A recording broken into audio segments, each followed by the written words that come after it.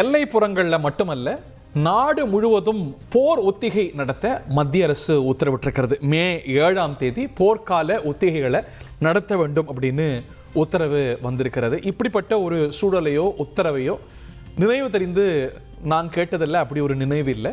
ஒரு அசாதாரணமான சூழல் உருவாகி கொண்டிருக்கிறதா?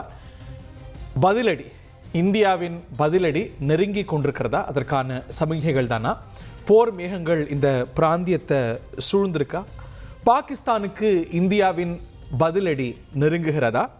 எப்போது, எப்படி, எங்கே? இப்படி பல கேள்விகள் இந்த விவாதத்தை நிறைத்திருக்கு. நிகழ்ச்சியில் நம்முடைய இணையக்கூடிய விருந்தினர்கள் கர்னல் தியாகராஜன், ஓய்வு பெற்ற இராணுவ கர்னல், மற்றும் திரு இனியன் ராபர்ட், காங்கிரஸ் கட்சியுடைய செய்தி தொடர்பாளர், ஐக்கிய ராஜ்யத்திலேருந்து யுனைடெட் கிங்டம்லேருந்து இணைகிறார், மற்றும் மூத்த பத்திரிகையாளர் திரு ஆர்.கே. ராதாகிருஷ்ணன் அவர்களையும் நிகழ்ச்சிக்கு அன்போடு வரவேற்கின்றனர். கர்னல், இந்த ட்ரில்லேருந்தே ஆரம்பிப்போம். இது correct me if I am wrong, சமீபத்தில் நிறைய ஸ்டாண்ட் ஆஃப்ஸ் பார்த்துருக்கோம், நிறைய வார் லைக் சிச்சுவேஷன் பார்த்துருக்கோம். பட் ஆனால் இப்படிப்பட்ட ஒரு ட்ரில் நாடு தழுவிய அளவில் உத்தரவிட்டு நினைவில்லை. இதனது சிக்னிஃபிகன்ஸை நேர்களுக்கு விளக்குங்க. நிச்சயமாக. எனக்கு தெரிஞ்சு 1999 ஆஃப்டர் போக்ரான் 2க்கு அப்புறம் நாங்கள் டிப்ளாய்மெண்ட் ஆயிருந்தோம் பாகிஸ்தானுடைய பார்டர் ராஜஸ்தானில். அப்போ அந்த ராஜஸ்தானில் இருக்கக்கூடிய எல்லா இடத்துலையும் இந்த மாக் ட்ரில் பண்ண வச்சாங்க. அதே மாதிரி பாகிஸ்தானோட இந்தியாவுடைய ஸ்டாண்ட் ஆஃப் 2001 சமயத்தில் இந்த இதை நம்மளால் பார்க்க முடியுது. ஜம்மு அண்ட் காஷ்மீரில் அங்கே எல்லாம் இதே சேம் மாக் ட்ரில் பண்ணுவாங்க. பிளாக் அவுட் ட்ரில் பண்ணுவாங்க. அது பண்ணியிருக்காங்க. எங்களுடைய ஃபேமிலியும் அங்கே இருந்தப்போ அவங்களும் பண்ணியிருக்காங்க.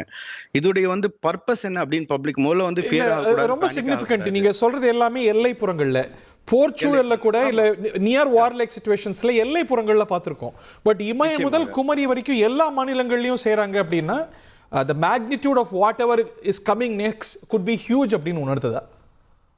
நிச்சயமாக. ஏன்னா இப்போ இதோடைய எஸ்கலேஷன் லேடர் அப்படின்னு சொல்லுவோம். இப்போ நம்ம தாக்க போவது நிச்சயமானது. அது முதல்ல நம்ம தாக்கின மாதிரி ஒரு சர்ஜிக்கல் ஸ்ட்ரைக்காகவோ அல்லது ஒரு ஏர் ஸ்ட்ரைக்காகவோ இருக்க போகிறது கிடையாது. நிச்சயமாக இருமுனை தாக்குதல் மும்முனை தாக்குதலாக அது கொண்டு போகும். அதாவது தரைப்படை, விமானப்படை, கப்பற்படைன்னு எடுக்கும்போது 2 படைகள் மூலமாகவோ அல்லது 3 படைகளோடோ அட் அ டைம் தாக்குதல் கொடுப்போம். ஒரு சரியான பலமான அடி கொடுப்போம். அதான் பிரதமர் சொல்லியிருக்காரு. ஸோ அப்படி சரியான ஒரு பலமான அடி கொடுக்கும் பொழுது அந்த ரியாக்ஷன் ஃப்ரம் தட் பாகிஸ்தான் சைடை நம்ம நிச்சயமாக எதிர்பார்க்கணும். ஏன்னா அவங்க செய்வாங்க, அவங்களுடைய ரியாக்ஷன் ரிட்டாலியேஷன் பண்ணுவாங்க. அப்படி பண்ணும் பொழுது அவங்களுடைய வான்வழி தாக்குதல்ல நம்மளுடைய இந்தியாவுடைய எல்லைக்குள் அவர்கள் தாக்கும் பொழுது அல்ல அவருடைய மிசைல்ஸ் வச்சு தாக்கும் பொழுது அந்த பாதிப்பு ஏற்படும் பொழுது எப்படி மக்கள் அதை எதிர்கொள்ள வேண்டும் அப்படிங்கிறதான் இதோடைய முக்கியமான கருத்து. Preparing citizen for emergency scenario நம்ம வச்சுக்கலாம். அப்புறம் ரெடியூஸ் பேனிக். முதல்ல பேனிக் ஆகக்கூடாது, ரொம்ப கன்ஃபியூஷன்லாம் ஆகக்கூடாது, பேனிக் ஆகக்கூடாது. வந்தால் நம்ம என்ன செய்யணும் அப்படிங்கிற அந்த ஒரு விஷயம் தான் கிளாரிட்டி தான் இருக்கணும். முக்கியமான இந்த ட்ரில்லை பற்றி சொல்லணும் அப்படின்னு சொன்னால் ஏர் ரைட் ட்ரில் அப்படின்னு சொல்லுவோம், எவாக்குவேஷன் ட்ரில் சொல்லுவோம், பிளாக் அவுட் ட்ரில் சொல்லுவோம். பிளாக் அவுட் ட்ரில்னா ஒரு இப்போ ஃபுல்லாகவே லைட்டை ஆஃப் பண்ணிடுவோம். எங்கேயுமே கரண்ட் இருக்காது, எங்கேயுமே வெளிச்சம் இருக்காது, டோட்டலாகவே இருண்டு இருக்கும். ஸோ அவங்க சப்போஸ் ஏர் ரைடு வர்றப்ப அவங்களுக்கு எது சிட்டினே தெரியாது. இல்லைன்னா சிட்டி எந்த இடத்துல ரொம்ப அதிகமான வெளிச்சம் இருக்கின்றதோ அந்த இடத்துல அவங்க அட்டாக் பண்ணுவாங்க. எங்கள் சிட்டி இருக்க என்ன இதுனே தெரியாது. ஸோ அது மாதிரி பிளாக் அவுட் ட்ரில் இருக்குது. அது மாதிரி கெமிக்கல் கேஸ் அட்டாக் ட்ரில் இருக்குது. அது மாதிரி நம்ம ஃபர்ஸ்ட் எய்ட் ட்ரில், கேஷுவல்ட்டி ஹேண்ட்லிங், அது மாதிரி ஃபயர் சேஃப்டி, அப்புறம் சிவிலியன் ஷெல்டர்ஸ்ல எப்படி அவங்களை இது பண்ணணும், மேனேஜ்மெண்ட் எப்படி பண்ணணும், இது மாதிரி பலவிதமான ட்ரில்ஸ் இருக்கு. 7ஆம் தேதி நம்ம ஊர்ல நடக்கக்கூடிய ட்ரில்ஸ் எல்லாம் நீங்க சொல்லக்கூடிய காம்பனன்ட்ஸ் எல்லாம் இன்கார்பரேட் பண்ணி நடக்க போகுதா? நிச்சயமாக நடக்கும். இதுதான் அதோடைய basic components of that mock drill. அது எங்கெங்கே தேவையோ அந்தந்த இடத்துல நடக்கும். இப்போ ஃபார் எக்ஸாம்பிள் சில இடங்கள் நமக்கு சென்சிட்டிவ் பிளேசஸ் இருக்கும். எப்படின்னு கேட்டிங்கன்னா ஆட்டோமிக் இது இருக்கும். அது மாதிரி கம்யூனிகேஷன் ஹப் இருக்கும். அது மாதிரி நம்ம ரிசர்வாயர் இருக்கும். நம்மளுடைய ஆயில் ஸ்ட்ராட்டஜிக் அசெட்ஸ் எல்லாம் வச்சிருக்கக்கூடிய இடங்கள் இங்கெல்லாம் கவனமா. ஆமா, அதையும் ப்ரொடெக்ட் எப்படி பண்றது, அங்கே என்ன பண்ணணும்னா அதுக்கேற்ற மாதிரி ட்ரில் அவங்களுக்கு தனியா இருக்கும். ஓகே. இப்போ ஸோ அது மாதிரி பலதரப்பட்ட ட்ரில் இருக்கும். அதுக்கு நம்ம தயாராகிக்கணும். இந்தியா முழுக்க போருக்கு தயாராகி. உங்களுடைய ரீடிங் பாகிஸ்தானுக்கான பதிலடி ரொம்ப பலமாக இருக்க போகிறது. அதற்கு பதில் ரியாக்ஷன் பாகிஸ்தானிடமிருந்து வருமாயின் அதற்கு தயார்படுத்திக்கிறதுக்கான ட்ரில்லா நம்ம இதை பார்க்கிறோம். திரு ஆர்.கே. ராதாகிருஷ்ணன், இந்த சிச்சுவேஷனை வெரி டைனமிக்கலி இவால்விங் சிச்சுவேஷனை நீங்க எப்படி ரீட் பண்றீங்க? ஒரு போர் மேகங்கள் இந்த பிராந்தியத்தை சூழ்ந்திருக்குன்னு நினைக்கிறீங்களா? எஸ் அஃப்கோர்ஸ் அது அது அன்றாடம் இருக்கின்ற நிகழ்ச்சியாக தான் நான் பார்க்கிறேன். அது எல்சியில் ஆனாலும் சரி, ஐபிஎல் ஆனாலும் சரி, அதாவது லைன் ஆஃப் கண்ட்ரோல் ஆனாலும் சரி, நம்மளுடைய இன்டர்நேஷனல் பார்டர்ல ஆனாலும் சரி, இது 2 இடங்கள் தான் எப்பவுமே பதட்டமாகத்தான் இருக்கும். எப்பவுமே ஃபயரிங் இருக்கிற இடம் தான் இருக்கிறது எல்ஓசியை பொறுத்தவரை. அது நமக்கு தெரிஞ்ச விஷயம் தான். அன்றாடம் போர் சூழல் தான் இருக்கிறது. அது அஃப்கோர்ஸ் சவுத்தில் இருக்கிற நபர்களுக்கோ இல்லை ஹார்ட்லேண்ட் ஹிந்தி ஹார்ட்லேண்ட்லேயே யாருக்கும் தெரியாதுன்னு வச்சுங்களேன், unless you work for the army. அது ஒன்று. But this has been forced on the government. இந்த எடுக்கிற ஸ்டெப், இப்போ எடுக்கிற ஸ்டெப் என்பது was forced on the government. ஏனென்றால் நாம மீடியாவில் பார்த்து கொண்டே இருப்போம். ஹரி, நீங்க பார்த்து தான் இருக்கீங்க, நாம எல்லாரும் பார்த்து கொண்டு தான் இருக்கோம். எந்த அளவுக்கு சிட்டிசன்ஸ் புஷ் பண்றாங்க. அதாவது இங்க இருக்கின்ற சாதாரண மக்களானாலும் சரி, இல்ல பாஜகவை சார்ந்த நபர்களானாலும் சரி, பாஜக அனுபவிகளானாலும் சரி, பல இடங்கள்ல இப்போ பல ஸ்டுடியோஸ்ல வார் கேம்ஸே நடந்தாயிற்று நான் பார்த்து கொண்டு தான் இருக்கிறோம். இதுதான் இது ஒரு பெரிய பிரஷரை இந்த தாக்கத்தை உருவாக்குது. இன்னைக்கு இன்ஃபேக்ட் பூனேல ஒரு ரிட்டையர்டு லெப்டினன்ட் ஜெனரல் பேசியிருக்காரு. சிட்டிசன்ஸ் போடுற பிரஷர்னால அரசாங்கம் தயவு செய்து ஒன்னும் ஆக்ட் பண்ணக்கூடாது என்ற ஒரு வேண்டுகோளை அவர் வைக்கிறார். அவரை பொறுத்தவரை அவருக்கு தெரிஞ்ச அரசாங்கம் அப்படி ஆக்ட் பண்ணாது. பட் இருந்தாலும் இது தாங்க முடியாத ஒரு பிரஷரா இருக்கிறது. நிச்சயமாக மினிஸ்ட்ரி ஆஃப் ஹோம் அஃபேர்ஸ்னுடைய ஒரு நல்ல ஒரு நடவடிக்கையாக நான் பார்க்கிறேன். ஏனென்றால் இது this will keep people engaged. நாம எப்போ அடிப்போம், எங்க அடிப்போங்கிறதெல்லாம் நாம் யார்கிட்டையும் பேச முடியாது, யார்கிட்டையும் சொல்ல முடியாது. எப்போ அடிக்கிறோமோ அதை அடிச்சிடலாம். அது வேற விஷயமா இருக்கிறது. ஆனால் இன்றைய சூழல்ல அது செய்ய முடியாது.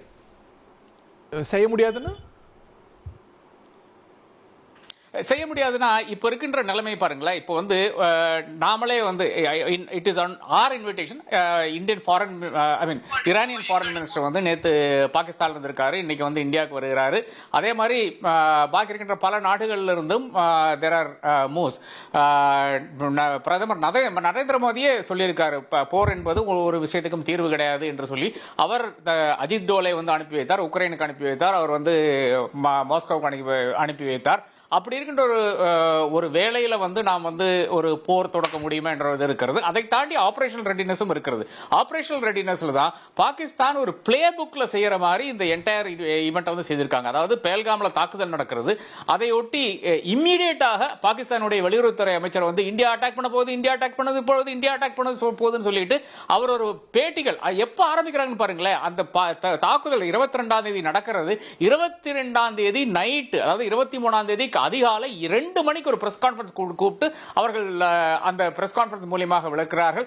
அதை தாண்டி வார் கேம்ஸ், அவர்களுடைய அந்த விமானங்கள், போர் விமானங்கள் பறப்பதற்கானாலும் சரி, இல்ல வார் கேம்ஸ் இப்ப நடந்து கொண்டிருக்கின்ற அந்த வார் கேம்ஸ் ஆனாலும் சரி, தன்னுடைய ஷிப் எல்லாம் போர்ட்ல இருந்து எடுத்து வெளியே கொண்டு வரதாலும் சரி, இதுக்கு ஒரு பெரிய பப்ளிசிட்டி கொடுக்கறதானாலும் சரி, டர்க்கியில இருந்து ஒரு வார்ஷிப் நேத்து அங்கே காலான் ஆயிருக்கிறது. அதாவது இந்த மாதிரி ஒரு பதட்டமான சூழ்நிலையில் இன்னொரு தேர்ட் கண்ட்ரி அங்க ஒரு ஷிப்பை கொண்டு வரது என்பது யூசுவலா அவாய்ட் பண்ணுவாங்க. அவங்க ஜர்னி ஸ்டார்ட் பண்ணா கூட அதை அவாய்ட் பண்ணிடுவாங்க. இப்போ அதாவது இந்த சப்கான்டினென்ட்க்கு வர்ற ஒரு ஷிப் என்ன பண்ணுன்னு பாத்தீங்கன்னா, சரி நம்ம இதுக்கு வெளிப்படையான விஷயம், இன்னைக்கு சைனாவும் டர்க்கியும் தான் பாகிஸ்தானுடைய பெரிய மிலிட்டரி பேக்கரா உருவாயிருக்கு. Turkey even more so in the recent times. I agree with that completely. But இப்படி ஒரு போர் சூழல்ல ஒரு படக்கப்பலை அங்க அனுப்பி வைக்கிறாங்க. அதாவது அப்கோர்ஸ் இது ஏப்ரல் 22ஆம் தேதிக்கு முன்னாடியே ஸ்டார்ட் பண்ண பயணமா இருக்கும். நமக்கு தெரியும் ஆல் தி ஷிப்ஸ் போகும்போது ஒரு போர்ட் ஆஃப் காலுக்கு போக மாட்டாங்க, ஒரு 4-5 நாட்டுக்கு போயிட்டு அப்புறம் தான் திரும்பி வருவாங்க.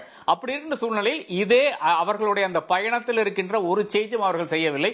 அவர்களுடைய அந்த பயணம் அப்படியே தொடர்றது. நேரா கராச்சிக்கு வர்றாங்க. கராச்சியில் இப்போ அந்த கப்பல் இருக்கிறது. அப்போ there is a set of events பாகிஸ்தான்லயும். Pakistan ஏறத்தாழ முழுக்க தயாராக இருக்கின்ற, ஹை அலர்ட் இருக்கின்ற ஒரு சிச்சுவேஷன் நான் பார்த்துட்டு இருக்கோம். இப்படி இருக்கின்ற சிச்சுவேஷன்ல தான் அடுத்ததாக என்ன நடக்குதுன்னு பாத்தீங்கன்னா, இந்த எல்இடி லஷ்கர் இ தாய்பா டெரரிஸ்ட் மறுபடியும் ஏதோ புத்துயிர் கொடுத்த மாதிரி நம்மளுடைய இந்த ஹபீஸ் அப்துல் ரஃப் அடக்கம் பேசி இருக்கிறார். அவர்களும் அதாவது ப்ரோஸ்கிரைப்ட் ஆர்கனைசேஷன், அதாவது அங்க பேன் பண்ண ஒரு ஆர்கனைசேஷன், பாகிஸ்தான்லயும் இன்டர்நேஷனல் வேதியிலையும் யூஎன்லயும் பேன் பண்ணப்பட்ட ஒரு ஆர்கனைசேஷன் மறுபடியும் புத்துயிர் கொண்டு வாழ்ந்திருக்கிறது. இதெல்லாம் பாகிஸ்தான்ல ஒரு பெரும் தாக்கத்தை உருவாக்கி கொண்டிருக்கிறது. அதனால அங்க இருக்கின்ற அந்த சிவிலியன்ஸ் இருக்காங்களே, நம்முடைய சிவில் சொசைட்டி என்று சொல்கின்ற நபர்கள் முழுக்க அவர்களுடைய கம்ப்ளீட் வாய்ஸை எழுந்திருக்கிறார்கள்.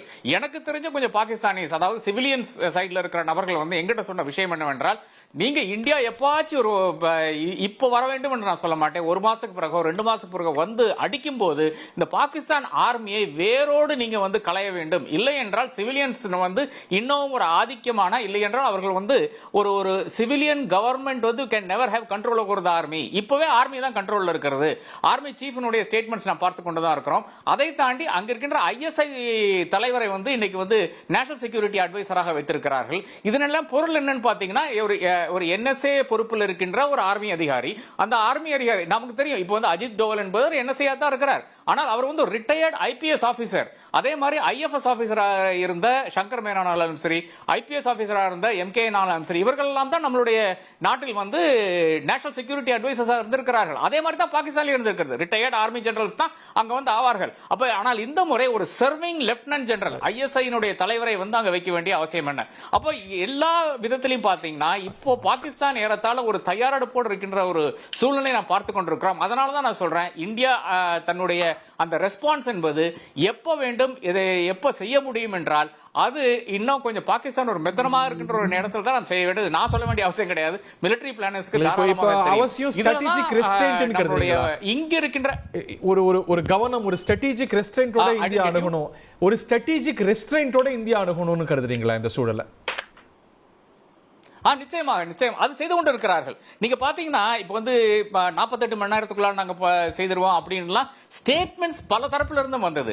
ஆனால் அதெல்லாம் ஒரு பொலிட்டிக்கல் நெசசிட்டியினுடைய அடிப்படையில் தான் வந்ததே தவிர கம்ப்ளீட்லி பிரதமர் ஆனாலும் சரி, நம்முடைய டிஃபென்ஸ் மினிஸ்டர் ஆனாலும் சரி, மிக மிக தெளிவாக ரெஸ்ட்ரெயின்டடாக இருக்கிறார்கள் நமக்கு தெரியும். அந்த எல்ஓசில குப்போடால் ஸ்டார்ட் பண்ணி இந்த கீழே உடி, அதுக்கு தாண்டி பூஞ்சி, இந்த மாதிரி செக்டர்ஸ்ல வந்து ஃபயரிங் அன்றாடம் நடந்து கொண்டு தான் இருக்கிறது. ஆனால் அது எல்லாம் பாத்தீங்கன்னா ஸ்மால் ஆர்ம்ஸ் ஃபயரிங் தான். ஸ்மால் ஆர்ம்ஸ் சொல்றது வந்து உங்களுடைய அந்த ஏகே ரக துப்பாக்கிகள், இல்லை என்றால் இன்சாஸ் ரக துப்பாக்கி, அந்த மாதிரி ஃபயரிங் தான் நடந்து கொண்டிருக்கே தவிர பிக் கன்ஸ், உங்க போஃபோர்ஸ் கன்ஸோ இல்லை என்றால் ஹெவி மெஷினரியோ அங்க வந்து கொண்டு செல்லவில்லை. அப்ப இதனுடைய நமக்கு தெளிவாக தெரிகிறது, அவர்கள் வந்து தாக்கி கொண்டிருக்கிறார்கள், நாமளும் தாக்கி கொண்டிருக்கிறோம். அப்ப அந்த என்கேஜ்மெண்ட் அங்கே அத்தோட நம்ம நிறுத்தி இருக்கிறோம் என்று நமக்கு அதை விட ரெஸ்ட்ரெயின்ட் வேற எங்கேயுமே பார்க்க முடியாதுங்க.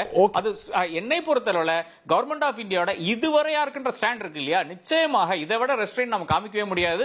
அதை தாண்டி ஒரு ஸ்டெப் நிச்சயமாக இருக்கத்தான் செய்யும். ஏனென்றால் இது பதிலடி கொடுத்தான் ஆக வேண்டும். இந்த பதிலடி கொடுக்கவில்லை என்றால் நிச்சயமாக இந்தியா வந்து ஒரு சவுத் ஏசியால ஒரு சூப்பர் பவர் என்று சொல்ல முடியாது. அது ஒண்ணு. இரண்டாவதாக இந்த மக்கள் have to be avenged. இதெல்லாம் விஷயங்களாகத்தான் இருக்கிறது.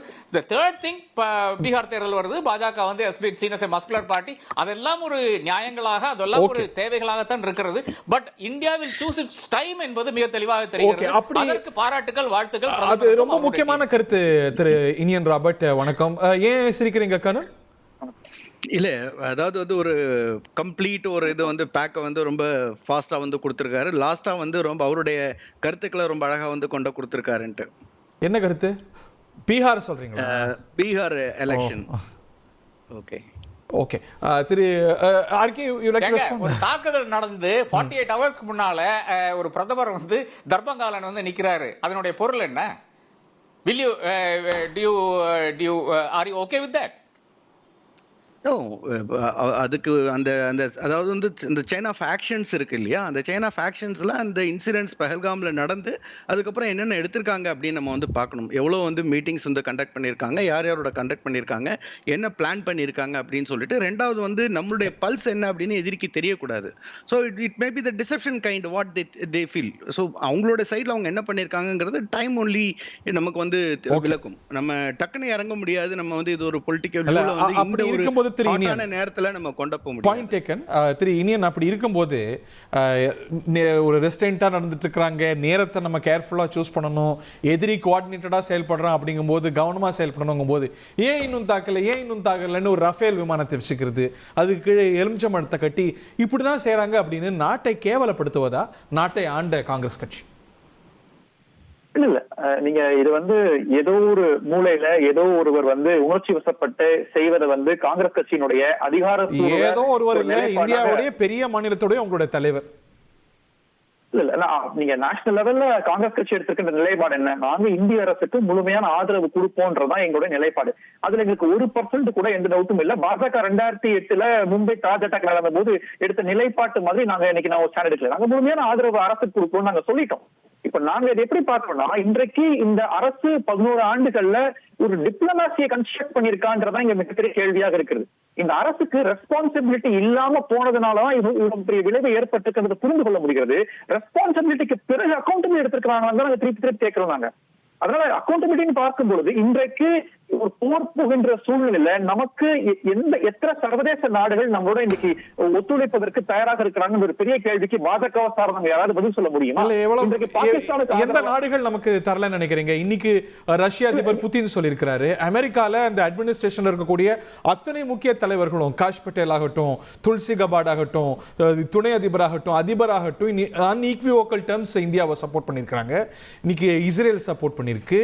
உலகத்துடைய பல நாடுகள் நமக்கு ஆதரவா நின்று இருக்கிறாங்க. What more to you expect? இல்ல, நீங்க ஒரு வெளிப்படையான ஆதரவு 1971 இந்தியா பாகிஸ்தான் வார் நடந்த பொழுது பிரதமரோ அல்லது இங்க இருக்க டிப்ளமேட்ஸோ சர்வதேச நாடுகளுக்கு சென்று அங்க இருக்கக்கூடிய தலைவர்களை சந்தித்தார். இன்னைக்கு உலக தலைவர்கள் வந்துட்டு இருக்காங்க. ஜப்பான் தலைவர் இங்க இருக்கிறாங்க. இன்னைக்கு அவர் ஸ்பீக்கர் இருக்கிறார். இன்னைக்கு world leaders are coming here. இன்னைக்கு இந்த நாட்டுல இருந்து நாட்டுக்கு ஆதரவு வந்து அமெரிக்காவுடைய துணை அதிபர் சொல்லியிருக்காரு. நீங்க என்ன டிப்ளமேட்டிக் ஃபெயிலியர் பாக்குறீங்க? இங்க பிஜேபி காங்கிரஸ் விட்டுருங்க, இந்த நாட்டுக்கு என்ன டிப்ளமேட்டிக் ஃபெயிலியர்? இந்த நாட்டுடைய 11 ஆண்டுகள் ஆட்சியில உங்களை சுத்தி இருக்கின்ற எல்லா சிறிய நாடுகளும் உங்களுக்கு எதிரியாக மாறி இருக்கிறாங்க. இன்றைக்கு நம்ம கூட பங்களாதேஷோ, ஸ்ரீலங்காவோ, ஏன் மாலத்தீவு அல்லது நேபாள், பூட்டான் முதல் கொண்டு எல்லா நாடுகளுமே இந்தியாவுக்கு எதிராக இருக்கின்ற ஒரு சூழ்நிலை தான் 11 ஆண்டுகள் பாஜக ஏற்படுத்தி வைத்திருக்கின்ற ஒரு எக்ஸ்டர்னல் அஃபேர்ஸ் டிப்ளமசியாக இருக்கிறது. இதுல நீங்க வெளிநாடுகளுக்கு போறீங்க, மற்றவங்க அதுல முழுமையான ஆதரவு எந்த அளவுக்கு அளிச்சிருக்கிறாங்கன்றது இன்னைக்கு ஒரு பெரிய கேள்வி இருக்குது. சைனா வெளிப்படையான ஒரு வாக்குறுதியை கொடுத்திருக்கிறது, பாகிஸ்தான் பக்கம் நாங்கள் நிற்கிறோம் என்று. அந்த மாதிரியான எப்பவுமே இருக்குல்ல அவங்களோட. வேற என்ன எதிர்பார்க்கறீங்க சைனா கிட்ட? வாழ்க இந்தியான்னு கோவம் போதா சைனா? இல்ல இல்ல இல்ல, நீங்க ஒரு நடுநிலைத்தன்மை இருக்கிறது கூட நம்மளுடைய இந்தியா சீனா உறவுகள் மகாபலிபுரம் இல்ல நீங்க எடுத்துக்கோ. அப்புறம் நீங்க சீன பிரதமர் மகாபலிபுரத்தை கூட்டிட்டு வந்து நீங்க இளநீர் கொடுத்ததுலாம் எந்த வகையில உங்களுக்கு அவுட்புட் கொடுத்துருக்கு? அப்போ இல்ல நீங்க இல்ல உலக தலைவர்கள் சந்திப்பாங்க, பிளசன்ட்ரீஸ் எக்ஸ்சேஞ்ச் பண்ணிப்பாங்க. அன்னைக்கே வணக்கம் சொன்னீங்கன்னு கேக்குறதா? இன்னைக்கு சீன தலைவரும் டொனால்ட் ட்ரம்பும் சந்திச்சிருக்காங்க. அன்னைக்கு சந்திச்சீங்களே, இன்னைக்கு வர்த்தக போர் போடுறீங்களேன்னு யாரும் கேக்குறது இல்ல.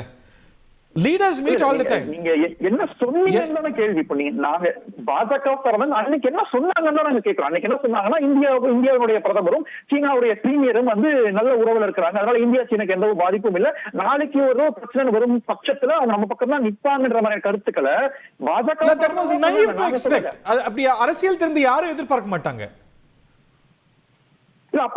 அப்போ ஏதோ ஒரு வகையில இன்றைக்கு உங்களுக்கு நெய்பரிங் கண்ட்ரி இருக்கக்கூடிய சீனா எதிராக நிற்கிறது. சர்வதேச அரங்கில் ஐரோப்பிய யூனியனை உங்களுக்கு ஜெய்சங்கர் எதிர்ப்பு தெரிவித்திருக்கார். அவங்க இந்தியாவுக்கு ஆதரவாக நிற்க மாட்டாங்க போன்ற கருத்துக்கள் ஐரோப்பிய யூனியன் எதிர்த்து மன்மோகன் சிங் அந்த காலத்துல இல்ல வேற எந்த ஆட்சி காலத்திலயும் சொல்லுங்க, ஐரோப்பிய தேசங்கள் இருக்கிற நாடுகளோ இல்ல நீங்க அமர்ந்திருக்கக்கூடிய யூகேவோ இந்தியா சேர்தான் சரின்னு பாராட்டு பத்திரம் வாய்ச்ச காலங்கள்லாம் சொல்லுங்க எனக்கு.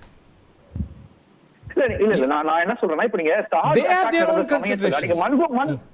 இல்ல நான் ஒரு இன்சிடென்ட் சொல்றேன், நான் எக்ஸாம்பிள் கொடுக்கறேன். தாஜ் அட்டாக் நடந்த சமயத்துல அன்றைக்கு இருந்த அரசு ஒரு 7 நாட்களுக்குள்ள அந்த அட்டாக் செஞ்சது யாரு, அவங்க எதுல வந்தாங்க, என்ன வாகனத்தை பயன்படுத்துறாங்க, என்ன வாக்கி டாக்கி பயன்படுத்துறாங்க, எதன் மூலமா வந்தாங்கன்ற அத்தனை தரவுகளையும் சர்வதேச அரங்களை நிறுத்தி அதன் மூலமாக ஆதரவு பெற்றாங்க. அன்றைக்கு ஒபாமா முதல் கொண்டு இந்தியாவுக்கு அந்த பகுதியில நிலவு செலுத்திட்டு போன்றது யாரும் மறக்கல. அப்போ அந்த மாதிரியான ஒரு டிப்ளமாசியை நீங்க ஏன் கன்ஸ்ட்ரக்ட் பண்ணாம விட்டுட்டீங்கன்னா திருப்பி ஓகே. சில முக்கியமான கேள்விகளை கேட்டிருக்கிறீங்க. ராஜாங்க ரீதியாகவும் சரி, பாதுகாப்பு ரீதியாகவும் சரி, இதுல நம்ம கேட்கப்பட வேண்டிய கேள்விகள், ஃபிக்ஸ் பண்ண வேண்டிய அக்கௌண்டபிலிட்டியும் இருக்கு. அதை நம்ம மறுத்திட முடியாதுங்கிறார். இப்போ இந்தியன் ராபர்ட் காங்கிரஸ் கட்சியில பெரிய தலைவராக வந்துட்டீங்கன்னா உங்க கட்சியில சுத்தி இருக்கிறவங்களே உங்களுக்கு குழி பறிச்சுட்டே இருப்பாங்க. இது இயற்கையான ஒரு விஷயம். நீங்க 60-70 ஆண்டுகள் இந்தியாவை சொல்றீங்களா? சொந்த அனுபவம் வச்சுக்கோங்க. இப்போ 60-70 ஆண்டுகள் ஆண்ட நாடு எப்படி இருந்தது, இன்னைக்கு எப்படி இருக்கு? நம்ம பொருளாதாரத்துல 2043 தான் 3வது பெரிய நாடாக வருவோம்னு நீங்க கணிச்சிருந்தீங்க. இன்னைக்கு ஆல்ரெடி 4வது வரப்போறோம், இன்னும் 3 ஆண்டுகள்ல 3வது வரப்போறோம். அப்ப இந்தியா வளருதுன்னா வெளியே இருக்கக்கூடியவர்களுக்கு அது பிரச்சனை தான். அதனால சுத்தி இருக்கக்கூடியவர்கள் இந்த மாதிரி இந்தியாவுக்கு எதிராக திருப்புறது, அதற்கான டீப் ஸ்டேட் வேலை செய்யறது, இதெல்லாம் எதிர்பார்க்கக்கூடிய ஒரு குளோபல் பாலிடிக்ஸ் தான்.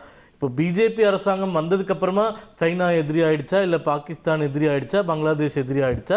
எப்பயுமே அவங்க வந்து எதிராக இருக்கக்கூடியவர்கள் தான். அப்புறமா ஒரு ஸ்ட்ராட்டஜிக்கான ஒரு பங்களாதேஷ்ல ஒரு அன்ஃப்ரெண்ட்லி கவர்மெண்ட் இப்பதான் வந்தது, இப்பதான் வந்திருக்கு. அதுதான் சொல்றேன் நான். அதாவது ஒட்டுமொத்த என்னுடைய கருத்து முடிச்சிடுறேன். இப்போ வந்து நான் இங்க பிஜேபி ஸ்போக்ஸ் பர்சனா எங்களுடைய ஸ்ட்ராட்டஜி சொல்றதுக்கு வரல, ஏன்னா அது எங்களால சொல்ல முடியாது.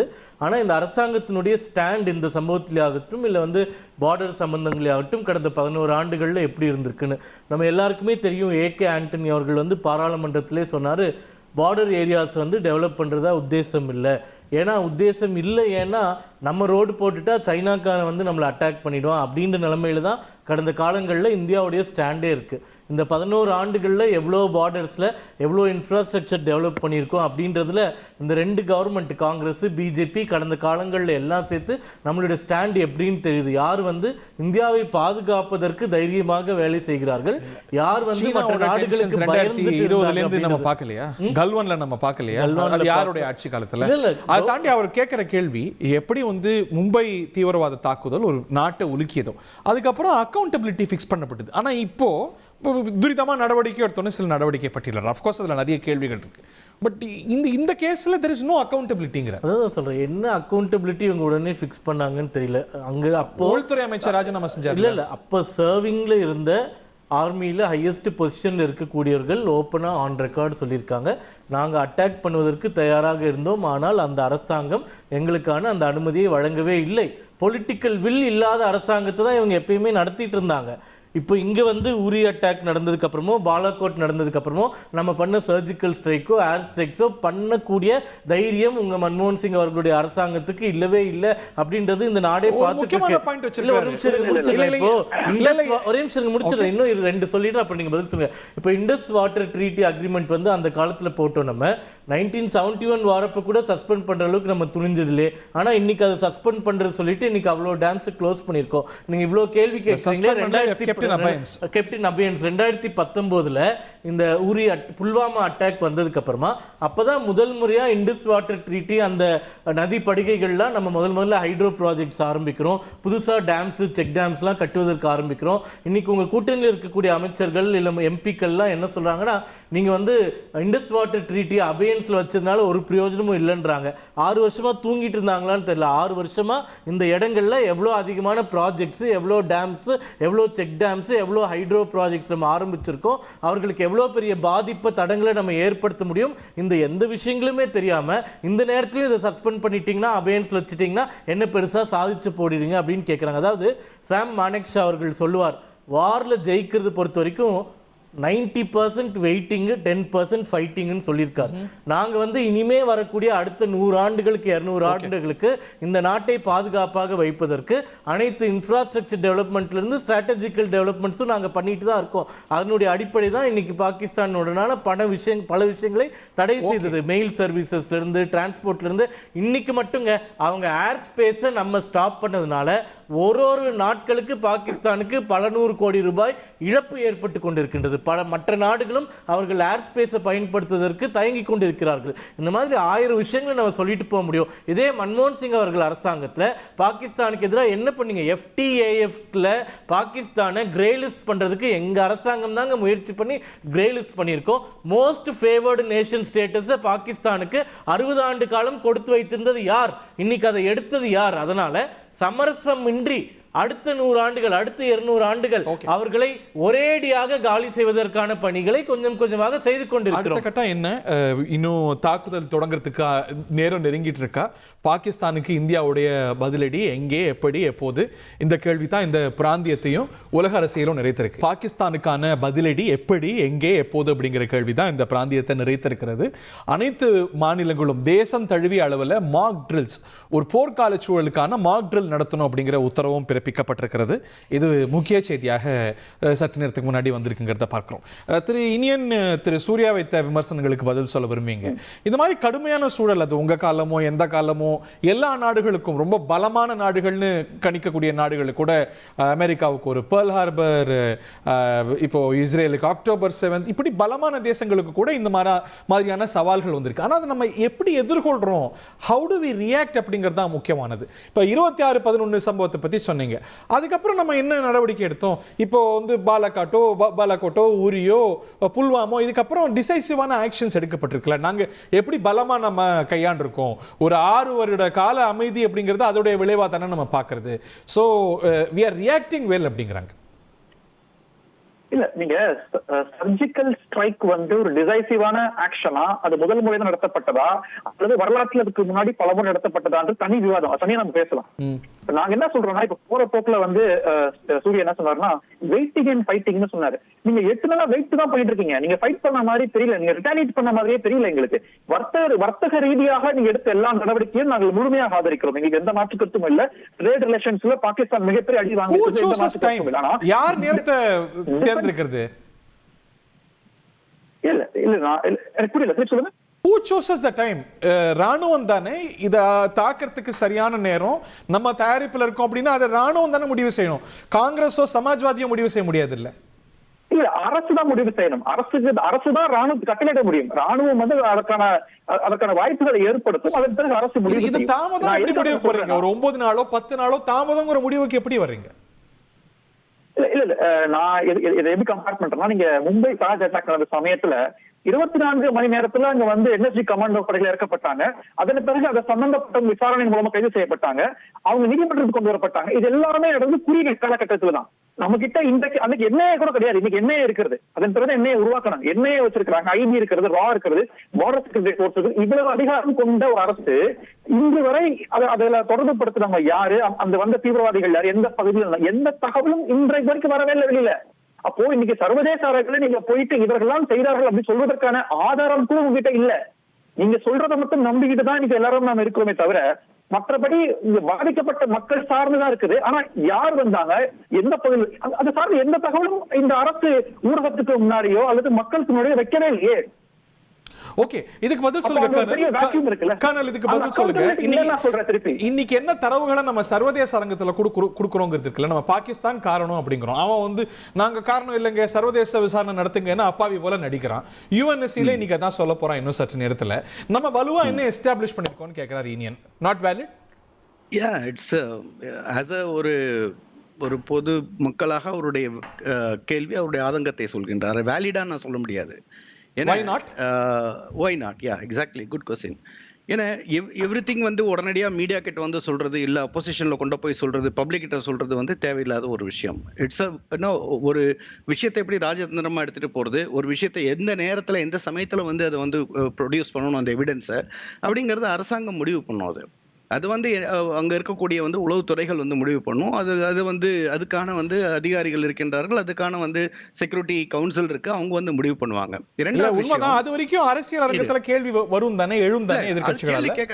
அது மாதிரி கேள்விலாம் இங்கே நாடே வந்து ஒரு போர் சிச்சுவேஷன்ல இருக்கும்பொழுது, ஒரு வார் டைம் கண்டிஷன்ல இருக்கும்பொழுது இது மாதிரியான கேள்விகள் வந்து சரியானதா அப்படின்னு வந்து நீங்க எனக்கு நான் சொன்னதுக்கு அப்புறம் நீங்க எனக்கு சொல்லுங்க. இந்தியாவினுடைய கேட்டாங்க, நான் அதை ரிமைண்ட் பண்றேன். ஒரு okay let me complete then you can. I didn't interview, உங்களை இன்டர்ஃபியர் பண்ணல. ஒரே ஒரு விஷயம், ஜம்மு அண்ட் காஷ்மீர் இப்போ வந்து உடனடியாக நம்ம வந்து அட்டாக் பண்ணல இமீடியட்டா அப்படின்னு வந்து ஒரு வந்து கேள்வி கேட்டாரு. அதுக்கு நான் வந்து சொல்றேன், இப்போ நம்ம வந்து டோட்டல் ரீஜனை வந்து 4 பிரிச்சுக்கலாமா? ஜம்மு அண்ட் காஷ்மீர், பஞ்சாப், ராஜஸ்தான், குஜராத், 4 பக்கத்துல வந்து பாகிஸ்தானுடைய பார்டர் இருக்கு. ஜம்மு அண்ட் காஷ்மீர் மட்டும் எடுத்தோம்னா 1225 கிலோமீட்டர், பஞ்சாப் எடுத்தா 553 கிலோமீட்டர், ராஜஸ்தான் எடுத்தா 1137 கிலோமீட்டர், குஜராத் எடுத்தா 508 கிலோமீட்டர். அதை தாண்டி நம்ம வந்து பார்க்கலாம், இப்போ ஒரு இடத்துல ஒரு ராணுவம் வந்து ஒரு போருக்கு போகணுன்னு அவங்க பிளான் பண்ணுவாங்க, ப்ரிப்பரேஷன் பண்ணுவாங்க, அதுக்கேற்ற மாதிரி அவங்க வந்து டிப்ளாய்மெண்ட் பண்ணுவாங்க. எவ்ரிதிங் ட்ரை சர்வீஸ் அதை வந்து ஒர்க் பண்ணும், ஜாயிண்ட் ஆப்ரேஷன் கமிட்டி உட்காரும். இது வந்து பிரதம மந்திரி வந்து இப்போ ராணுவத்திட்ட சொன்னோடனே நீங்க போருக்கு போனோன்னு அடுத்த நாள் போருக்கு போக மாட்டாங்க. 1971 என்ன ஆச்சு? இந்திரா காந்தி அம்மையார் வந்து சொன்னாங்க, இப்போ சாம் மானக்ஷா அவர்களை கூப்பிட்டு, என்னோட வந்து ஹீரோ அவர் கூப்பிட்டு சொன்னாங்க, நீ வாருக்கு போகணும், இப்போ முடியாதுன்ட்டார் அவர், என்னோட ரெசிக்னேஷன் எடுத்துங்கன்னாரு, அதுக்கு மேலே நீங்க இப்போ ப்ரெஷரைஸ் பண்ண அப்படின்ட்டு. அப்புறம் after 9 months he went and he gave a great victory for India. ஆகையால் டைமை வந்து யார் டிசைட் பண்ணுவாங்க, எந்த நேரத்தை எந்த இடத்தில் எந்த முறையில் தாக்க வேண்டும் அப்படிங்கறத வந்து பிளான் பண்றது இந்திய ராணுவம். அதுக்கு வந்து ஃபர்தர் வந்து அப்ரூவல் கொடுக்கறது வந்து ஓகே கொடுக்கறது வந்து கோஹெட் கொடுக்கறது வந்து அது வந்து மத்திய அரசு. ஆகையால் அந்த ஃப்ரீ ஹேண்ட் வந்து ராணுவத்திற்கு கொடுத்தால்தான் அந்த வெற்றியை அவர்கள் வந்து உங்களுக்கு வந்து கொடுக்க முடியும். ஆகையால் நம்ம வந்து சும்மா பொதுவாக உட்காந்துட்டாங்க வேலை செய்கிறவங்களுக்கு வந்து மனசு டிமோரலைஸ் ஆகிற மாதிரி நம்ம வந்து பேசக்கூடாது. ஆகையால் அங்கே கார்கில் இருக்கு, குப்வாரா இருக்கு, பூஞ்ச் இருக்கு, ரஜோரி இருக்கு. அவர் மாதிரி நீங்கள் பார்த்தீங்கன்னா பஞ்சாப்ல வந்து வாகா இருக்கு, பரமீர் அண்ட் ஜெசல்மீர் ராஜஸ்தான்ல இருக்கு, கட்சி வந்து குஜராத்தில் இருக்கு. பல முனை இருக்கு. இதுல ஒரு போருங்கிறது வரும்போது எல்லா இடத்தையும் அவங்க வந்து முதல்ல வந்து டிப்ளாய் பண்ணணும். எந்த பக்கத்துல இருந்து அவர்கள் தாக்குதல் அதை வந்து எதிர்த்து தாக்கக்கூடிய நிலையில் நம்மளை வந்து கொண்டு வந்துக்கணும். ஆகையால் இவ்வளவு சீக்கிரமா ஏன் இன்னும் தாக்கல, இன்னும் உட்காந்துட்டு இருக்காங்கிறது ஒரு சரியான பதிலா கேள்வியா அப்படிங்கிறது எனக்கு வந்து தெரியல. இனியன் இல்ல இது ஒரு நியாயமான கேள்விதான் நான் கேட்கிறேன். நான் ஏன் கேட்கிறேன்னா, அன்றைக்கு 2008 தாக்குதல் நடந்த சமயத்துல பாஜக சார்பாக 24 மணி நேரத்தை கேட்ட கேள்வியை நாங்க 8 நாள் கழிச்சு கேட்கிறோம் நாங்க இன்னைக்கு. அப்போ அதுக்கும் நீங்க வந்து பொறுமையா இருங்க, ராணுவ ரகசியம் அப்படின்னு சொல்லி நீங்க வந்து மடைமாற்றம் செய்தீங்கன்னா இது வந்து எந்த வகையில இதை ஏற்றுக்கொள்ள முடியும்னு எனக்கு தெரியல. அன்றைக்கு சிவராஜ் பாட்டீல் அவர்கள் ராஜினாமா செய்தார். சிவராஜ் பாட்டீல் ராஜினாமா செய்தார். ப. சிதம்பரம் அவர்கள் உடனடியாக மாற்றப்பட்டார். அந்த மாதிரியான அக்கௌண்டபிலிட்டி உங்களுக்கு இருக்கு. 5 வரை அரசு சார்ந்த எதுவுமே இல்ல. அதான் திருப்பி நான் சொல்லிட்டு இருக்கேன். ஓகே திரு கர்னல், ரொம்ப சுருக்கமா மிஸ்டர் ராதாகிருஷ்ணன் ரொம்ப ரொம்ப ரொம்ப ரொம்ப சுருக்கமா நான் சொல்றேன். அதாவது வந்து 26/11/2008 திருப்பி அதை கோரிட்டு காட்டுறதுனால நான் வந்து I'm pressurised to convey about அந்த டிசாஸ்டரை பத்தி பேசுறதுக்கு. அப்போ வந்து அந்த தாக்குதல்ல வந்து நடந்ததுக்கு அப்புறம் என்ன வந்து நமது அப்பொழுது இருந்த அரசாங்கம் மதிப்பிற்குரிய நம்மளுடைய வந்து பிரதம மந்திரியாக இருந்த மறைந்த மன்மோகன் சிங் எடுத்தார். என்ன எடுத்திருந்தாரு அவரு? எந்த ஒரு ரிட்டாலியேஷனும் எந்த ஒரு விஷயமும் பாகிஸ்தான் மேல எடுக்கல. அதுக்கு மேல வந்து தலைகுனிவான ஒரு விஷயம் நிச்சயமாக ராதாகிருஷ்ணன் அவர்களுக்கு வந்து நிச்சயமா தெரியும், சீனியர் ஜேர்னலிஸ்ட், அவருக்கு எல்லா இன்ஃபர்மேஷனும் தெரியும். தமிழகத்தில் ஒரு ராணுவத்தை பற்றிய நிறைய வந்து ஒரு நாலேஜ் இருக்கிறவங்க one of the journalist, senior journalist அவர் தான். அதில் மாற்றுக்கிறது எனக்கு கிடையாது. நமது வந்து பாகிஸ்தான் ஆக்குபைடு காஷ்மீர் சைட்லேருந்து நம்மளுடைய வந்து எல்லை பகுதியில் வந்து அவங்களுடைய F-16 வந்து பறந்து போச்சு. அதை வந்து இன்டர்செப்ட் பண்ணி கூட அவங்க வந்து நம்ம இது பண்ணல. அவங்க மட்டும் வராங்க, வந்துட்டு போட்டோம் அப்படிங்கிற மாதிரி அமைதியாக நம்ம இருந்தோம். ஸோ அது டிட்டரன்ஸ் அப்படிங்கிறது 0 டிட்டரன்ஸில் நம்ம இருந்தோம். இப்போ டிட்டரன்ஸுங்கிறது என்னென்ன உலகத்துக்கு நம்ம காமிக்கிறோம். ஆகையால் நம்ம 2008 டிசாஸ்டரை வந்து நம்ம இன்னைக்கு இருக்கக்கூடியதோட நம்ம வந்து ஒப்பிடுவது வந்து சரியானதாக இல்லை. ஏப்ரல் 22 சம்பவம் நடந்திருக்கும். டிட்டரன்ஸ் வாஸ் லாஸ்ட் இல்ல? Not last. இப்ப அமெரிக்கா மீது யாரும் தாக்குதல் நடத்தலையா? ஓகே. இஸ்ரேல் மீது தாக்குதல் நடத்தலையா? ரஷ்யா மீது தாக்குதல் நடத்தலையா? பெர்ல் ஹார்பர் அமெரிக்கா சந்திக்கலையா? 9/11 அமெரிக்கா சந்திக்கலையா? எல்லா நாடுகளுக்கும் அதுல இருந்து நம்ம எப்படி திருப்பி அடிச்சாங்கல்ல? இப்ப திருப்பி அடிச்சாங்கல்ல, that is called deterrence. Okay. What is deterrence means? ரெண்டு விஷயம். இப்போ ஏன் தாமதமான கேள்வி எழுப்பப்படுது? ரெஸ்ட்ரெயின்ட் பத்தி பேசுறோம். ஒரு இல்ல இது கொஞ்சம் பெர்ஸ்பெக்டிவ் தேவைப்படுது ஹரி. அந்த பெர்ஸ்பெக்டிவ் என்னன்னா, ஒரு ஓல்ட் ரூட் இருக்கு, ஒரு நியூ ரூட் இருக்கு. ஓல்ட் ரூட் என்னன்னா டயலாக், அதுக்கப்புறம் டிப்ளமசி. இது ரெண்டு தான் மன்மோகன் சிங்கினுடைய ரூட்டா இருந்தது. எந்த அளவுக்கு பாகிஸ்தானை ஐசோலேட் பண்ண முடியுமோ அந்த அளவுக்கு ஐசோலேட் பண்ணாங்க. டயலாக் மூலியமாக வந்து நார்மல்சி கொண்டு வர பார்த்தாங்க. இதெல்லாம் செய்து கொண்டிருந்தார்கள். அது ஃபெயில் ஆச்சு. அது கர்னல் சொன்னதை நான் ஒத்துக்கிறேன். அதாவது அது ஃபெயில் ஆச்சுன்னு ஒத்துக்கிறேன். ஆனா F-16 வந்து பறந்துச்சு, அதை வந்து சுட்டு போட்டான்ல சொல்றதுல இல்ல, சுட முடியலன்னு சொல்றதெல்லாம் அது ஐ காண்ட் அக்செப்ட். என்ன 2019 நம்ம சுட்டு போட்டதா சொல்லிட்டு இருந்தோம். ஆனா அன்பார்ச்சுனேட்லி அதுக்கு ப்ரூஃபே கிடையாது. ஒண்ணு நான் ரிமோட்ல இருக்கேன், ஒரே நிமிஷம் 2 விஷயம் சொல்ல வேணும்னு பார்த்தேன். Go ahead, sir. இல்ல நான் what I am trying to tell you sir, நான் ரிமோட்ல இருக்கேன், தயவு செய்து கேட்டுருங்க. F-16 பறந்ததாகவும் இங்கிருந்து யார் ஒண்ணு செய்யல என்றதும் நமக்கு ஆன்டி ஏர்கிராஃப்ட் கன் கிடையாதா? அப்போ இதெல்லாம் கேள்வியெல்லாம் இருக்கிறது. நீங்க உங்க வாய்ப்புல பேசுங்க. அது ஒண்ணு. இந்த முறை கூட 2019லயும் அதே F-16 விமானங்கள் வந்தது, நம்ம சுட்டு போட்டதா சொல்லிட்டு கொண்டிருக்கோம். ஆனால் அதுக்கு ஒரு எவிடன்ஸும் கிடையாது. there is no proof. ரெண்டு விஷயங்கள் தான் அப்ப நடந்தது. ஒரு MiG-21 we lost, அதுக்கப்புறம் ஒரு Mi-17 helicopter we lost. that is what we have. நம்மளது ரெண்டு helicopter, 2 aircrafts we lost. Pakistan did not lose anything according to the proof available. இது ஒண்ணு. ரெண்டாவது நான் என்ன சொல்றேன்னா, old route did not work. new route என்ன? Boycott plus of course surgical strikes, அதுவும் ஒர்க் ஆகலை. அப்ப அடுத்து என்ன செய்ய முடியும்? இந்த ஒரு என்கொயரியில தான் போக வேண்டும். ஹரி, நீங்க பாத்திருப்பீங்க, இல்ல ஒர்க் ஆகலன்னு எப்படி சொல்ல முடியும்? ஒரு 21ல இருந்து ஐ அம் வெரி சாரி, இங்க மட்டும் இன்டர்வியூ பண்ணிக்கிறேன். 21ல இருந்து ஒரு நியர் பீஸ் இருந்ததுல, இவ்வளவு பீஸ்ஃபுல்லான ஒரு லாங்கஸ்ட் பீரியட் நமக்கு இல்ல. சோ அது நமக்கு சாதிச்சது. ஆஃப் கோர்ஸ் நீங்க சொல்றது போல இந்த ஈக்குவேஷன்ல ஆசி முனீர்னு வந்திருக்காரு. That changes the equation. அது தோல்வின்னு எப்படி சொல்ல முடியும்? Yeah, I mean, I agree with that. But boycott does not work. Boycott of Pakistan plus இந்த this deterrence has not work. அதான் சொல்றேன். இப்போ வந்து இந்த 20 எந்த தைரியம் இருந்தா ஒரு நம்ம 200 கிலோமீட்டர் உள்ள வந்து வேணும்னே ஒரு 23 பேரா 26 பேரா வந்து கொண்டு போட்டு போவானுங்க. அவ்வளவு தைரியம் இருக்கு இல்லையா? அதாவது ஒண்ணு நடக்காது என்ற தைரியம் இருக்கு இல்லையா? இதுவரை நடக்கவில்லை என்று பிரஷர் வந்து பிரைம் மினிஸ்டர் மேல இருக்கிறது இன்னைக்கு. அப்போ அந்த அசீம் முனீருடைய அந்த ஆர்டிகல் நீங்க கட்டாயமாக அனைவரும் படிக்க வேண்டும். Pakistan's most powerful man steps out of the shadows to confront இந்தியான்னு. இதுல சுருக்கமா 2 லைன்.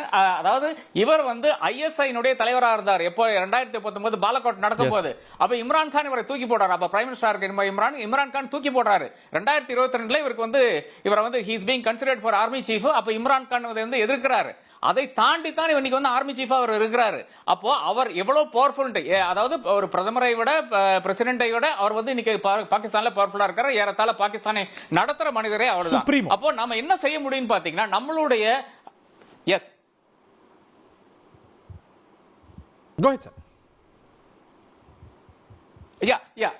இப்போ நம்ம என்ன செய்ய முடியும்னா 2-3 விஷயங்கள். ஒன்னு வந்து இந்த நியூக்ளியர் டிட்டரன்ஸ் இருக்கு இல்லையா, அதை வந்து how can we do something about what Pakistan's nuclear arsenal ஏதாச்சும் செய்ய முடியுமான்றது. ஏனால் நாம பார்த்திருக்கோம் இஸ்ரேல் என்னென்ன செய்திருக்கிறது. ஈரானுக்குள்ளால போயிட்டு அங்க இருக்கின்ற சயின்டிஸ்ட் வந்து அடிச்சிருக்காங்க. of course I can't advocate this on television, but அது செய்திருக்கிறது என்று நான் இங்க குறிப்பிடுகிறேன். அந்த நியூக்ளியர் ஃபெசிலிட்டிஸ் என்ன செய்ய இந்தியாவுக்கு முடியும். 2 அயர்ன் டோம் போல. இப்ப ஹரி நீங்க வந்து இப்ப டெல்லவிவ் போயிட்டு வந்துறீங்க. Thankfully you have return safe. அந்த அயர்ன் டோம் வச்சிருக்காங்க இல்லையா, அதே மாதிரி ஒரு அரேஞ்ச்மெண்ட் வந்து இந்தியாவில் செய்ய முடியுமா? அதாவது அவங்களுடைய பாகிஸ்தானுடைய மிசைல் வந்து இன்எஃபெக்டிவ் ஆக வேண்டும். அதற்காக ஏதாச்சும் செய்ய முடியுமா?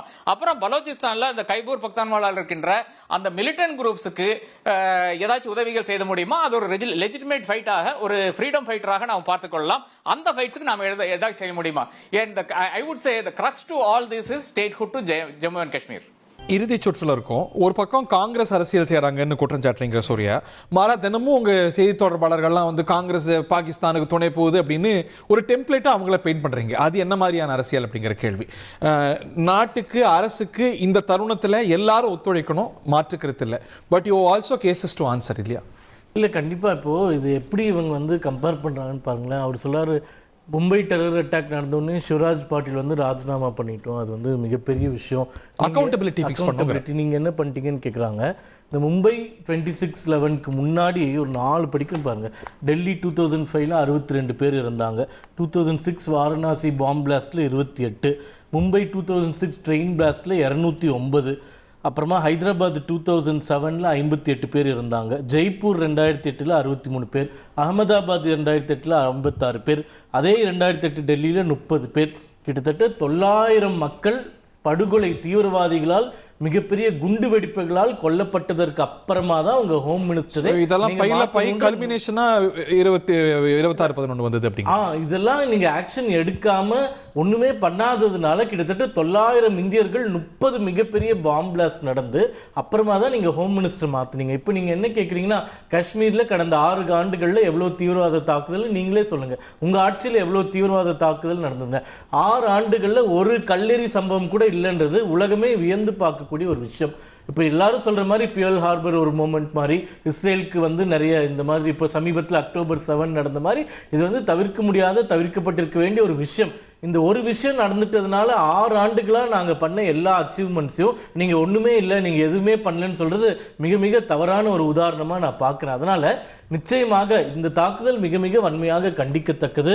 அதற்காக அனைத்து நடவடிக்கைகளையும் மத்திய அரசு எடுக்கும். இன்னைக்கு கூட உங்களுடைய தலைவர் ராகுல் காந்தி பிரதமரை சந்திச்சிருக்கார். இன்னைக்கு நைட்டே கூட ஏதாச்சும் பெரிய சம்பவமாக நடக்கலாம், சீக்கிரமாக நடக்கலாம், அதை பற்றி நம்மளுக்கு தெரியாது. ஆனால் முந்தைய அரசு மாதிரி, குறிப்பாக உங்களுடைய 10 ஆண்டு மன்மோகன் சிங் அவர்களுடைய அரசு மாதிரி இந்த அரசாங்கம் ஒருத்தருக்கு ஒரு பாதிப்புனா கூட மிகப்பெரிய கடுமையான பழிவாங்கல் நடவடிக்கை எடுக்கும் அப்படின்றத மட்டும் உறுதியாக நம்ம சொல்ல முடியும். ஆனால் அது ஸ்ட்ராட்டஜிக்காக இருக்குமே தவிர நீஜர்க் ரியாக்ஷனாக இருக்காது.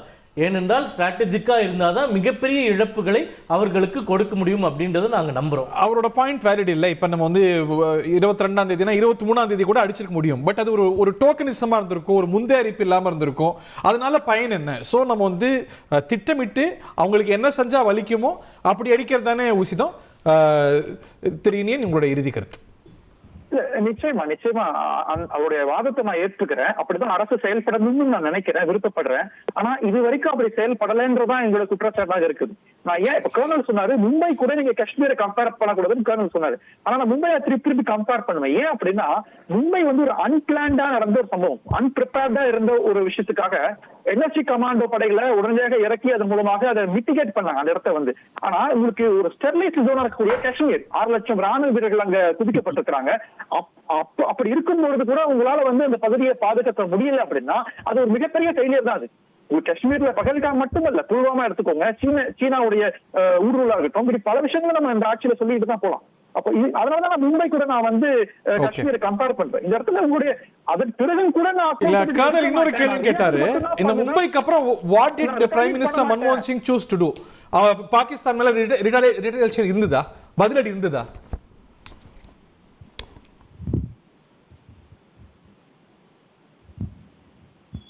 இல்ல 26/11 அப்புறம் மன்மோகன் சிங் பாகிஸ்தானை எப்படி கையாண்டார்? இல்ல 26 எனர்ஜி கமாண்டோட ஆபரேஷனுக்கு பிறகு அஜ்மல் கசாப் என்ற தீவிரவாதி கைது செய்யப்பட்டார், நீதிமன்றம் நிறுத்தப்பட்டார். அது நம்ம செஞ்சிடுவோம்.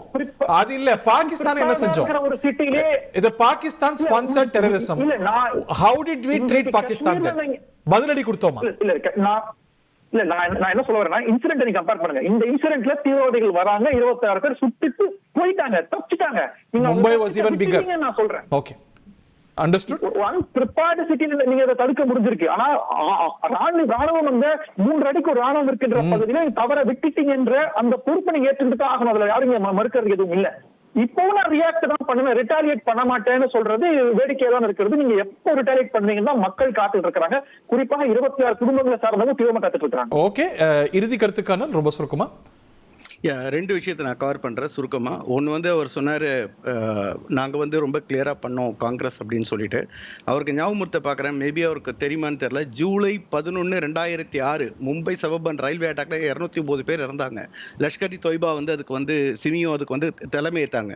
அது மாதிரி நம்ம பார்த்தோம்னா 26/11 நமக்கு ஞாபகம் இருக்கு. 2008 என்ன இவங்க வந்து ஆக்ஷன் எடுத்தாங்க, பதவியில் இறங்கினாங்க, உடனே என்எஸ்சி தன்னுடைய வேலை செஞ்சது. நீங்க தலைவராக பிரதம மந்திரி என்ன செஞ்சார் அப்படிங்கிறது ஒரு கேள்வியை நான் அவருக்கு வைக்கிறேன். இரண்டாவது, மிகவும் வருத்தமாக இருக்கின்றது ஒரு விஷயத்தை, அதாவது we should not talk that voice of, we should not be the voice of Pakistan. நம்மளுடைய அதாவது முதல்ல அவங்க சொன்னாங்க பாலக்கோட்ல ஸ்ட்ரைக்கே நடக்கலன்னு. எப்போ நடந்தது? 26 வந்து நடந்தது இல்லையா? 26 February 2019 நம்ம வந்து அங்கே போயிட்டு நம்ம வந்து ஸ்ட்ரைக் வந்து நம்ம வந்து டெரரிஸ்ட் கேம்பை வந்து நம்ம வந்து பாலக்கோட்ல போய் நம்ம ஸ்ட்ரைக் பண்ணோம். பாகிஸ்தான் வந்து உடனடியே ரிட்டாலியேஷன் நெக்ஸ்ட் டே பண்ணுது, 27 February பண்ணுது. அப்பதான் இந்த வந்து டாக் ஃபைட் வருது. டாக் ஃபைட் வந்து we claim that F-16 நம்ம வந்து ஃபயர் பண்ணியிருக்கோம்னு சொல்லிட்டு பாகிஸ்தான் சொல்லுது முதல்ல எங்களுடைய பாலக்கோட்லயும் அவங்க வந்து வரல, இங்க F-16 வந்து வரலன்னு. அப்ப எதுக்காக அவங்க ரிட்டாலியேட் பண்ணாங்க? இன்னைக்கும் காங்கிரஸை சேர்ந்தவர்கள் பல வந்து மூத்த பத்திரிகையாளர்கள் பாலக்கோட் ஸ்ட்ரைக் நடக்கவே இல்லைன்னு சொல்றாங்க. இது ரொம்பவும் வந்து என்ன சொல்றதுன்னு எனக்கு தெரியல, மனம் வேதனை தான் அடைகின்றது. இதற்காக வந்து தன்னுடைய இன்னுரை கூட வந்து பெரிய விஷயமா வந்து காணாம அவங்க போயிட்டு ஒரு ஸ்ட்ரைக் பண்றாங்க ராணுவத்தினர். அதை வந்து தப்பா சொல்லக்கூடாது. இந்தியன் ஏர்ஃபோர்ஸினுடைய air marshal Kapoor Indian air force confirm பண்றாரு F-16 டவுன் பண்ணிருக்கோம். he shown that piece of that AIM-120C ஓட வந்து பீஸை வந்து காமிக்கிறாரு. அது விழுந்திருக்கிறது பாகிஸ்தான் சைடு. அதுக்கு வீடியோ எடுத்து நம்ம வந்து கொண்டு வந்து எல்லாருக்கும் கொண்டு வந்து ப்ரூஃபா காமிக்கணும். இந்திய ராணுவத்தினுடைய வார்ல கிடையாது யாருமே Indian air force air marshal Kapoor confirmed F-16 sorry no you are lying sir. you are a colonel. Sorry sir, you are a colonel. Please don't do this. There is no evidence of a Pakistan F-16 being downed ever. There is no evidence of a Pakistan F-16 being drowned. தயவு செய்து தவறான தகவல் கொடுக்காதீங்க. நான் சொல்றேன் sir, I have examined every single piece of evidence that has been given. நீங்க ID செல்ல இருந்து கொடுத்த எவிடன்ஸ் பத்தி பேசாதீங்க தயவு செய்து. அது சூர்யா பேசுறது நீங்க பேசாதீங்க. Examined authority is that Indian Air Force. No please don't do this. நீங்க ஃபர்ஸ்ட்ல இருந்தே ஏதோ சொன்னீங்க, நான் நிறைய விட்டேன். பட் தயவு செய்து don't do this. நேரம் குறைவா இருக்கு. We are sitting on a powder cake. Please don't do this. Please sir, please you can prove sir. Okay, இறுதி கருத்து நான் எல்லாத்தையுமே ரொம்ப சுருக்கமாக கேட்கணும்னு நினைக்கிறேன். கர்னல், இந்த தருணத்தில் நாட்டு மக்களுக்கு, தமிழ்நாட்டு மக்களுக்கு இந்த அலர்ட்னஸ்லாம் இருக்கக்கூடிய ஒரு அசாதாரண சூழலில் நீங்கள் சொல்லக்கூடிய செய்தி என்ன? As this question to everyone, ரொம்ப சுருக்கமாக 10 நாடுகள் எல்லாம். பல பேருடைய வந்து தன்னுடைய மகன் இல்லைன்னா தன்னுடைய கணவர் இல்லைன்னா தன்னுடைய சகோதரர் இந்திய ராணுவத்தில் இருப்பாங்க. நீங்க வந்து கவலை கொள்ள வேண்டாம். கவர்மெண்ட் அந்த ஒரு மாக் ட்ரில் நம்ம செய்யக்கூடிய அந்த ஒரு விஷயத்தை வந்து செயல்முறைகளை வந்து நம்ம கத்துக்கணும், அது செய்யணும், வீரமாக நம்ம இருக்கணும். இந்த கடினமான நேரத்தில் நிச்சயமாக நமக்கு வந்து மிகப்பெரிய வெற்றியை வந்து இந்திய ராணுவம் தரும். அதுல வந்து மாற்று கருத்து இல்லை. ஜெய்ஹிந்த். Hope so. ஜெய்ஹிந்த். இறுதி கருத்து இனியன், ரொம்ப சுருக்கமா. இல்ல அவர் போற போக்குல காங்கிரஸ் வந்து பாகிஸ்தானோட பேசுதுன்னு அவர் சொல்லிட்டு போனாரு. அது மிகவும் ஒரு தவறான கருத்தை நான் பாக்குறேன். பிரதமர் நவாஸ் ஷெரீப் வீட்டுக்கு பிரியாணி சாப்பிடுறதுக்கு நாங்க நரேந்திர மோடி தான் போறோம், மறந்துடக்கூடாது. நேரம் இல்ல. சோ இறுதி கருத்து பப்ளிக் நீங்க சொல்ல விரும்பக்கூடிய செய்தி இந்த தருணத்தில். Keep it short. 10 seconds please. இல்ல நாங்க எதிர்பார்க்கிறது ரிட்டாலியேஷன் தானே தவிர இந்த மாதிரியான ரியாக்ஷன் இல்ல. ஓகே, எங்களுக்கு மக்கள் எதிர்பார்ப்பு அதுதான். Point taken. இறுதி கருத்து சுருக்கமா. பாகிஸ்தான் F-16 வீழ்த்தியதற்காக அபிநந்தன் வர்தமான் நம்ம ஊர்க்காரருக்கு வந்து வீர் சக்ரா வந்து நம்ம கொடுத்து கௌரவிச்சிருக்கோம். ஓகே, இந்தியன் ஆர்மியோட அனைத்து ரெக்கார்டுகளிலும் F-16 வீழ்த்தப்பட்டதாக குறிப்புகள் இருக்கின்றது. அந்த ரெக்கேஜ் கூட காமிச்சது, ரேடார் எவிடன்ஸ்ல இருந்து எல்லாமே காண்பித்திருக்கிறோம். அது நம்மளுடைய ஒரு சாதனை, அதை நம்ம கொண்டாடணும். அது பண்ணலன்னு சொல்றது ரொம்ப வருத்தமா இருக்கு. அதை நான் வந்து பதிவு செஞ்சுக்கிறேங்க. ரைட். இந்த RK sir, we don't have the time. இன்னொரு தவறான கருத்து நீங்க சொன்னீங்க, ஏதோ Pakistan airlines are all getting அஃபெக்டட்னு சொன்னீங்க. இந்தியால இருந்து இன்னைக்கு கூட பிசினஸ் லைன் செய்தி எடுத்து பாருங்க, $600 மில்லியன் வந்து ஏர் இந்தியா ஒரே ஒரு நிறுவனத்துக்கு வந்து லாஸ் ஆகுதுன்னு சொல்லிட்டு அவங்க அழுதுட்டு இருக்காங்க. பாகிஸ்தான்ல ஏர்லைனே கிடையாது, ஒரே ஒரு PAA இருக்கிறது வந்து 2 ஏர்கிராஃப்ட் வச்சிருக்காங்க, அவனுக்கு லாஸ் கிடையாது. இந்தியன் ஏர்லைன்ஸ்க்கும் இண்டிகோவுக்கு தான் லாஸா இருக்கிறது ஒண்ணு. ரெண்டாவதாக தமிழ்நாட்டில் இருக்கிற மக்கள் வந்து யாரும் ஐயப்பட வேண்டாம். நம்ம ஒரே ஒரு பிரச்சனை தான், அனைவரும் எதிர்கட்சி ஆனாலும் ஆளுங்கட்சி ஆனாலும் அனைவரும் இந்தியாவுக்காக தான் இருக்கிறோமே தவிர பாஜக சொல்ற மாதிரி நாம அனைவரும் வந்து பாகிஸ்தானியர்கள் கிடையாது. F-16 ரக விமானம் வந்து வீழ்த்தினதுக்கு ப்ரூஃப் இல்லன்னு சொன்னதுனால நான் வந்து பாகிஸ்தானி ஆக மாட்டேன். I am asking for proof. Okay, time இல்ல.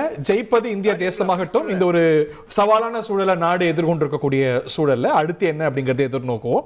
ஒரு அலர்ட்னஸ் தேசம் முழுக்க உருவாக்கி இருக்கிறது. அடுத்து என்ன? ஜெயிப்பது இந்திய தேசமாகட்டும்.